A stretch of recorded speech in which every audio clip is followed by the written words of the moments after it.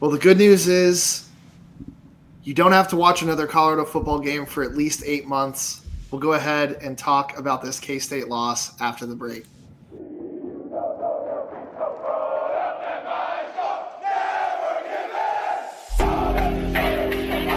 This is Voice of the Bus, Mark Johnson, and you're listening to the Folsom Frenzy Podcast. All right, welcome to the Folsom Frenzy Podcast. Today you just got Chase and Topher. Once again, Shreyas and Jake continue to enjoy their sabbaticals. It's interesting. When things were going well, they were happy to be on the episodes. But Topher, it's just you and I. We're the blue-collar lunch pail guys still out here recording after consecutive loss number 8, number 7. We've lost count. It's and before a we lot. Before we get started, as always, we always wait until the end of the episode to pitch this, but we really appreciate everyone watching. If you could please like and subscribe, especially on YouTube, that really helps us out. And I do want to give a shout out. There's a YouTube comment that I want to bring up where I think it's Paul Noto. If it's Noto, I apologize. But he said, have you guys done the math on or the probability on losing not one but 2 games in a season with +3 turnover margin? That was about the week before. We had 1 turnover last week, but I think that comment, while it's not specifically relevant to this K-State game, is just kind of the epitome of this season, right? Where the Buffs have seemingly found a way to lose every game that we have lost in some like new and exciting fashion. And I think this K-State game was the same. Topher, I don't know about you. This game was a lot closer than I expected. When we gave our predictions, you might have been more optimistic about me. I can't remember. But I was incredibly dour. You were also dour, if I remember. I was very dour. I thought they were going to set the new rushing record for them. So let me run through the box score really quickly. They only had 206 yards rushing, which is an only because if I remember correctly, Topher, we both thought that they were going to run for like 600 plus yards against us. Joe Jackson on their team had 142 yards. We actually did a pretty good job of containing Avery Johnson, I thought, other than he was able to get the yards in the absolute most gut punch places, but he only had 36 yards rushing and then threw for 115 yards, which is frankly terrible. No touchdowns. All 3 of their touchdowns coming on the ground, all by Joe Jackson, which is pretty impressive. On the Buff side, 151 yards rushing. We'll come back to that. Caden Salter, 172 yards passing. And I'm going to just give it away right now because you never know how long people are going to listen to the episode. Caden Salter is our QL management special teams player of the week, and we'll come back to that. But when Mata can't kick it above 5 feet and gets blocked on a kick, Caden Salter's little arm punt interception was actually not the worst interception. It was certainly not the most backbreaking interception we've seen all year. Honestly, pretty good field position for our defense. So, yeah. And silver linings, boys. Miriam Miller had a great game, 7 receptions, 120 yards, all for naught, of course. And no Jordan Seaton. So I don't know where you want to start here, Topher. Normally I'm quarterbacking the episode. Do you want to start with the defense? Do you want to start with the offense? Do you want to start with a joint suicide pact? Where should we go? I just want to take a moment and just appreciate the fact that the season is over because that felt like a really crappy job that I had to pay to be at. That's really where the end of the season got to. And for the listener, it was Saturday. My father-in-law's a big Texas A&M Aggie, and so I watched that game with them, and they obviously lost to Texas, which I would hope anyone that's been a longtime CU fan would be cheering against Texas in that one. But he was like, all right, I'll watch the CU game, even though Michigan, Ohio State's on at the same time. And about halfway through, he was like, you don't have to watch this. Like, you don't. And I was like, no, I do. It's journalistic integrity. We run a podcast about this thing. We have to watch the games at minimum for our listeners. But it does feel like a chore sometimes, doesn't it? I was at my wife's family's house watching the game, and I think Dallin Hayden got like a big run, and I was like, "Let's go!" And my wife just looked at me and goes, "They're gonna lose, right? Like we've talked about this. You like why do you get your hope up like this just to be let down?" I texted I might have tweeted this from our account that we were basically winning at halftime because it was a tied game and we got the ball at halftime. And so I was like, you know what? I'm calling that elite. That is the state of this program. Thank God for our 7-0 now, 6-0 basketball team that just won their little early season 7-0. We don't really talk about basketball a whole lot. We'll do some episodes when season's over. And just a note for our loyal listeners and viewers, we will be doing a more in-depth full season recap episode. Our posting will be less regular moving forward. We've tried to stick to every Sunday. But moving forward will be less regular, but our next episode will be one in which we will have Jake and Sreyas back from their sabbaticals to kind of talk about the season as a whole. So Topher, let's comment if there's something you want us to talk about in the season recap next episode, right? And hopefully we will have a new offensive coordinator announced by then. That might be a little early. I don't know. It depends on how long it takes us to get that next episode out. But for this, let's not lose focus, Topher. We're talking about this K-State loss. I thought the defense played generally pretty well. I think they were put in some tough situations. And so let's start with the offense. I actually don't think that was the worst. That was not even close to the worst game of Caden Salter's career. For whatever reason, he seemed to find his legs finally. He didn't have Jordan Seaton blocking for him. But, generally speaking, 172 yards and only one interception. I mean, the bar is in hell. But Omarion Miller was able to get out there. And I understand Kansas State is not exactly the world-beating team that we maybe thought they might be at the beginning of the season. But, I didn't think that the O-line play was atrocious. I don't know about you, Topher. Only 3 sacks on the day. That's really all I have to say about this offense, the offensive effort. It's so stale. Our offense is so stale. And, I can remember 2 plays from the last 2 weeks. It is the same play. It's a little tunnel screen. One was to Sincere Brown. The other was to Omarion Miller. And those are the plays that I liked. That's about it. And I'm so excited that the season is done, that we're just done with the stale offense. I don't disagree, right? Caden didn't have a terrible game, but he showed a lot of the same things that we saw all season. Inconsistency with his ball accuracy. He gets a little happy feet in the pocket. He doesn't set his feet on his throws. He just tries to arm all those throws down there. And so the lack of those mechanics and consistency just reared their ugly head. But you did finally see him lower his shoulder. It was like, screw it, it's last game, regardless. And that was awesome. And frankly, maybe the last game of his entire football career. I would say potentially. More likely than not. It's hard for me to imagine an opportunity at the next level for him. Canadian Football League could do something for him. UFL. Maybe. I don't know.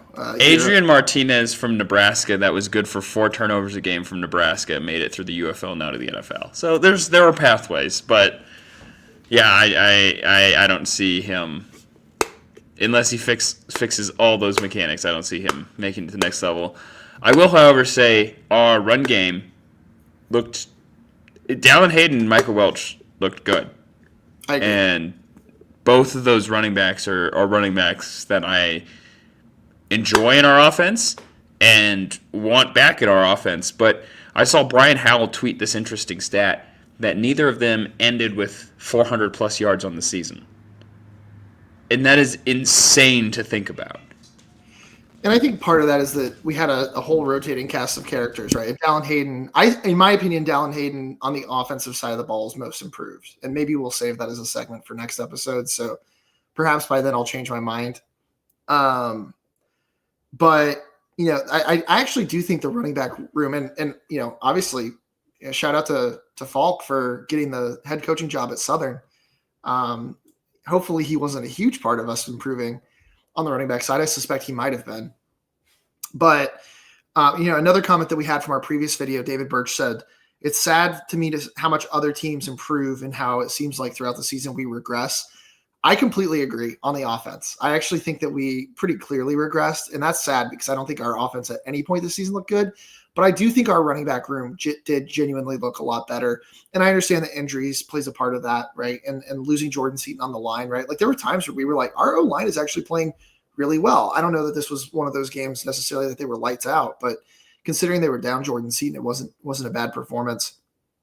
But for me, the big takeaway from Saturday on the offensive side was I don't know what it's going to take for Colorado to have a actual pass receiving tight end, but Atkins with the at least 2 horrific drops. I don't know if you can remember any other Topher. And I wish I'd pulled up the video to share, but I wouldn't call them horrific. The first one was a diving catch. That's a tough catch. All right, well, if they hit you in the hands, and I'm looking for Gronkowski, I don't know.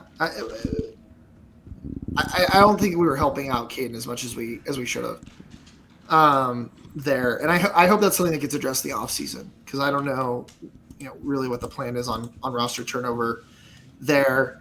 I guess we could talk about it now with Jordan Seaton being downgraded to out for this game. There was a post by, I think it was Munson Tiger, who posted that Seaton hasn't left the program, but he's going to have to be re-recruited to stay. That one's going to hurt. And that one's going to hurt in the same way that Christian Gonzalez leaving for Oregon hurt, and that he was great for us. And then every time he's talked about in the NFL, he's attributed to Oregon for all of his success. And it's completely forgotten that Colorado was the driving part of that. Just based on his play, speaking of Jordan Seaton, just based on his play at Colorado, he is a top 10 draft pick in the NFL if he was old enough to go right now. And so I really, really hope we keep him, if not exclusively for the Sunday Night Football introductions, where he can give Colorado a shout out, because that is a player that is generational at that position. And he took some huge steps forward, and, obviously with some health issues, but losing him and then watching him go ball out at Alabama or, wherever, right? Penn State, maybe. God forbid Nebraska. That's going to hurt. That's going to really, really hurt. And so I hope we find a way to keep him. I don't know what the NIL situation is going to be looking like. We'll certainly have some money coming off the books with Caden Salter this coming off season. And Jaheim Otis. I think we talked about this a couple episodes ago, but if you can keep Seaton and Juju together on a roster, right? Like that is the beginning of something that you can build around with a new offensive coordinator. And who knows, it might depend at least partially on who comes in the offensive coordinator role. But that one hurts. That one really hurts. And I really hope he sticks around. I'm being optimistic, probably in the same way that up until last night, Ole Miss fans were hopeful that Lane Kiffin might stick around, when everyone knows that it's already too little too late. But hindsight's 2020 kind of makes Mel Tucker look not as bad. Which is an insane thing to say. That is an insane take, but if I was an Ole Miss fan, I would need wellness checks from the police right now. Yeah. And shout out to Michigan State for firing Jonathan Smith, who left a really good situation at Oregon State to go backfill Midnight Mel Tucker. So couldn't have happened to worse people, all these different things. But so, I mean, there's something to be thankful for there. I was encouraged. Maybe I fall for the lip service. I know a lot of fans, especially the fans that orbit our podcast more, that are more old school CU fans, are starting to get the pitchforks out for Coach Prime. I think we talked about this a couple episodes ago. I'm not there yet. I don't think I'm going to get there during the offseason. I, for whatever reason, have deluded myself into believing him when he says, we're going to get this turned around, we're going to get this figured out, and we know what needs to be fixed. But it's also disappointing to see him talk about, making the comment, well, everyone that leaves is because of money. Well, you're sucking $10 million out of the program a year for your salary. There is money in the program, right? Like, we're not asking you to compete necessarily with Alabama here. We're asking you to compete in the Big 12. And so that, I don't know. I'm still on the bandwagon with Coach Prime. That comment kind of irritated me, but I do believe him when he says, there's going to be some big, significant changes this offseason, and that's going to start the offensive coordinator role. So hopefully we'll see that change. Let's move to defense, Topher. Speaking of a coordinator that I hope we maybe take a look at changing, who our own Jake Pauley said was someone who could walk on water, who is the best defensive coordinator of all time, who Jake Pauley Who said would be the most natural, the next head coach of the Colorado Buffaloes if and when Coach Prime decided to step down. That If guy? I had unlimited time or if we had an intern, I'd have him go pull the clip of Jake saying that. But you'll just have to take my word for it because he's not here to defend himself. And if you want that clip in the future, subscribe so we can eventually afford an intern to be able to pull those clips for the future. Yeah. Overall, Topher, I don't know if you have a big standout for this game. I think for me it was probably actually before he got hurt. Toph Bayard was out there flying around with a head full of steam. I love that kid. I hope he sticks around. He plays so hard. We might disagree on this, but John Slaughter, I think, actually continues to show great improvement towards the end of the year. But overall, just one of those games. I mean, you gave up 24 points against Kansas State, a team that we thought was going to run all over us. They did run all over us, but at least they were unapologetic about doing it. And you didn't let them beat you in the air whatsoever. So that just happens. You gave up 24 points, including some points in garbage time. That's not a bad last effort by this team, especially a team that's 3-9 and 1-8 conference that could have just called it a day and quit like some of the, like the Utah game went. So, yeah, that was not a team that quit. That was not a team that quit. That was a team that wanted to be out there. That was a team that wanted to fight. And like you said, we should sign a blank check in the NIL collective for Toph Bayard, right? Like, if we're going to be the dream list of guys that I don't want to see leave the program, Alexander McPherson, Toph Bayard, John Slaughter, Ivan Yates, RJ Johnson, offensively, Juju, obviously, Jordan Seaton, Marion Miller. I'm very scared of those three on the offensive side of the ball, leaving. Yeah. So and we talked earlier in the year, but there was really no green dot guy on this defense. I think there's very guy. Clearly. I think he or John Slaughter can be that guy, and I think that's who you build around. And it's sad, but that's a lot of names, Topher, that are going to have a lot of opportunities to play at teams that might be more competitive next year, depending on what this rebuild looks like. And so we're not going to be able to keep them all, but I hope we're able to triage and try to keep some of them and hopefully get any momentum going on recruiting. Jake's not here. He's more the recruiting guy, but that's probably a good thing because the recruiting prognosis is not particularly good right now. So if you don't have anything more, I'll move us into our QWealthManagement.com players of the game. The last time for this season, huge shout out to QWealth Management for sponsoring us. I don't remember what we buy with them. I guess it's the Twitter. It's our Twitter verified. So shout out to them. They make it happen for us, and we really appreciate them. Go to QWealthManagement.com to learn more for all of your financial advising needs and work with CU Buff Ball knowing financial advisors, including, who knows, maybe one of the hosts on this podcast. So for this week's players of the game on offense, Topher picked these unilaterally. I agree with him on defense, John Slaughter. On offense, he gave it to Micah Welch. I think because you got distracted by the 2 touchdowns and that got in your brain. I would have argued Marion Miller having to catch passes from Caden Salter and still getting 7 receptions for 120 yards is pretty impressive. And that's very impressive. Possibly worth the QWealth Management Player of the Game. But, it's right there in front of us. It's already been awarded. You can't take it back. So congratulations, Michael Welch, on the QWealth Management Offensive Player of the Game. A lot of contested Players of the Week this year in all of these episodes. And we use a very reliable selection process, and it's proprietary. So, I don't want to sow any doubt in our system. I'm just saying that sometimes it's close. Sometimes the computers are one way or another, depending on which AI platform we we feed the data into, it could go one way or the other. On defense, John Slaughter, that's really more seemingly a vibe pick, it seems. 4 total tackles, 3 solo, no passes defended, but I think that's BS anyway. So played well, no doubt. So congratulations, John Slaughter. I think this is like his 3rd of the season. And then special teams, like I said earlier in the episode, Caden Salter, congratulations. You have won a Q Health Management Player of the Week award. We knew you could do it. You did it at the last minute. He clearly, that was something that really meant something to him. And so he went out there and he earned it with his arm punt. We don't even have the statistic on it. Great form.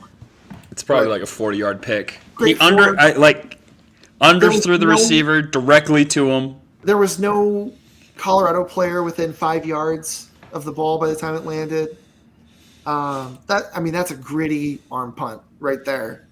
And I actually have it right here. It was maybe I don't have it here. You're gonna have to just trust me that it was a 24-yard arm punt. So shout out to Caden Salter. We know that's a very coveted award. He had actually reached out to us and was very concerned that he had not won a Q Health Management Player of the Week award. And so he asked us, and we said, you're going to just have to find a way. And you know what, Topher? He found a way. He won it on special teams. So that's senior leadership. That's a player. That's a player right there. You never have to think about Caden Salter ever again. Wish I could say that we appreciate everything he did for Colorado, but I can't even say that. So with that, that's really all I have for CU K-State. Topher, you got anything else that you want to get out there? Well, I do want to talk about Coach Prime's presser afterwards and some of the things that he said. Sure.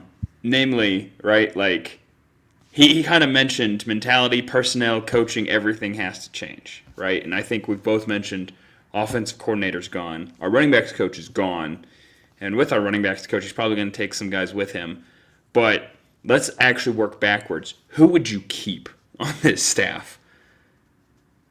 Because I looked up and down this list and I go, Warren Sapp, maybe, because the D-line, though they didn't perform this year, was probably the most injured group in college football.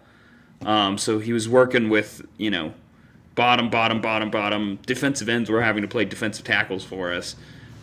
So that's a tough slate, but I think Warren Sapp's done a good job. Outside of that, I got nobody. There's nobody that I go, you have to stay. Maybe the offensive line. You could make a case for the offensive line, but I'm pretty sure he's going to go and follow Marshall Faulk. So, who do you keep? Yeah, I'm looking here, not seeing a lot of obvious options. Now, Coach Prime's got his guys. He likes his guys. I think one of the biggest concerns, and this is part of the coaching staff, right, is the recruiting staff is also abysmal. And I don't know that we've talked about that a whole lot. And there needs to be a lot of turnover. And the problem is that you're going to have a new AD come July, right? And so that's going to change the dynamic. I am hopeful, one of our former associates who certainly has a bigger following than we do, and probably would object to us calling him an associate. But, Jake Shapiro has been very negative on Coach Prime for a long time on Twitter. And he talked about, that it probably wouldn't be a bad thing if things got shaken up. I disagree with that. I think Rick George has been a phenomenal AD for this program in a lot of ways. And I'm excited that he's going to be participating with a CU leadership team that is more aligned on athletic success than years past in finding our next AD. And I think those transition years are going to be helpful in getting that gap filled. But it's going to be interesting to see how meddlesome the new AD is in our football program and how much impact that might have on coordinators.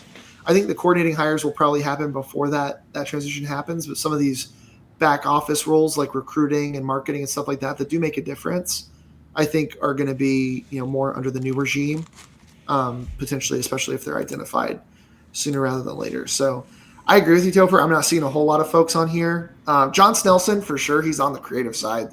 He's a good friend of the podcast. I hope he sticks around. But as far as the actual coaching is concerned, there is a lot of folks, including our entire strength and conditioning team. They got to go. They got to go. Like, heads have to roll. They shouldn't even had a flight back to Boulder. Leave them in Manhattan. Yep. Find your own way home. He's a little harsh, but like the special teams coordinating, the special teams game almost lost. Like, how many punts did we not catch that we should have caught that bought them and like an extra 15 to 20 yards per punt? Stupid. We almost got a punt blocked. Stupid. It's our special teams is just unbelievably unprepared. And I can't remember who tweeted it, but someone tweeted, and this was concern. We are a pro Mata podcast. We've been very clear on that stance. But somebody tweeted and said, once Mata's gone, which obviously this was it for him, we're gonna be able to have a conversation. And for the non-ironic Mata believers, and I have to assume he's talking about us when he mentions ironic Mata believers. So let me be clear. I didn't buy a kicker jersey of Alejandro Mata as an ironic Mata believer. I am a Mata believer. I don't know that he ever should have been out there kicking field goals, but I'm a believer in Alejandro Mata. And so, it's things like that, right, where like the loyalty has led to Charlie Offerdahl starting, right, when clearly he should not have been. The quarterback disaster at the beginning of the year, right? It's all these things where it's like you want to make the old school coaching decision, and it has bit us over and over and over again. And that includes retaining your buddies in coordinator positions and assistant positions. It's time to like really make drastic changes, because frankly, we can't have another season like this, or the university is going to be in a place where they have to start looking at their options, right? Like, I think if we're just being honest and candid, it's really hard to imagine we have another season like this next year, and either Coach Prime or Colorado doesn't make a decision to try to settle things and find an amicable solution, right? So, yeah. Still on board. I'm still on board. I don't know, Topher, UC Bless on board. We'll certainly talk about this to death in our next episode once we get Shreyas and Jake on. So, I don't want to beat it to death now, but those are the things I think we, out of that presser, it seems like he understands that his back's against the wall a little bit more than maybe times in the past. I hope so, because remember when he said in that first year, you better get me now because this is the worst we're ever going to be? Like, you've been a lot of talk, Coach. Yep. You've been a lot of talk. Anyways, moving on. I don't think there's much else from the K-State game that needs to be said. I think it's very appropriate that our season actually ended on a Caden Salter sack. That just felt like the way it had to be up. Life truly does imitate art on that one. However, I don't know if you want to do a pick for the Big 12 championship game that Colorado's not playing in. I will say Texas it would Tech. probably be good It's for the Texas Big 12 Tech. if BYU won, because it would probably get it would seemingly definitely get the Big 12 2 spots in the college football playoff. But BYU is a 14-point underdog going. I think if BYU wins, we'll be a one-bid team, and then they'll put in Texas. I think Texas Tech is in. But maybe I don't know. But long story short, I think you're right. I think Texas Tech wins. And I hope they beat the hell out of teams in the college football playoff, because they need to fly the flag for the Big 12 and make it clear that, like, this is a conference that's competitive and not a floor mat conference like the ACC has been this year. I hope Duke wins. I hope Duke wins at 7-5. So, all right, Toph, anything else for this kind of short episode? We just want to make sure that we got something out on Sunday, because Topher gets death threats if we don't get an episode out. And since it was of the season, Kevin Stefanski deserves to be fired for his coaching malpractice. The fact that Shador can go out there and look as good as he's looked in just those 2 weeks, and how terrible, like horrifically bad Dylan Gabriel has been. If I'm a Browns fan, I am calling for Kevin's head. tonight. That's it. And we haven't Unbelievable. talked about that a lot. That is definitely something we're going to talk about in the next episode. But Shador obviously getting his opportunity with some great throws. The haters are like literally running circles on themselves to hate on him. But I'm sure Shreyas will have a 25-minute rant about that coming up. But I agree. Who knows? Maybe our next podcast episode will come out after Kevin Stefanski's been fired by the Cleveland Browns. So unless you got anything else, Toph, thank you everyone for listening. Give us a comment down below if you're still listening on who you would keep in this coaching staff, if anyone, going into the next season, other than obviously Coach Prime, who will be returning next year. We appreciate everyone's support. Don't know necessarily when our next episode will come out. We'll try to get it out sooner rather than later, and then we'll do haphazard episodes on the basketball team, which really does look like they deserve our support. And that they're going to be at least not embarrassing in the Big 12 and have made some noise in the in the out of conference season. So One more thing, I did make a guest appearance on the Bosco Boys podcast, so if you do want to go listen to them, they dropped their episode this last Friday, so you can go hear me over there and give some support to a partner podcast over there. So if you need a little bit of a fix between now and our next episode, go catch him there. And until then, follow us on Twitter and go Buffs. Let's go.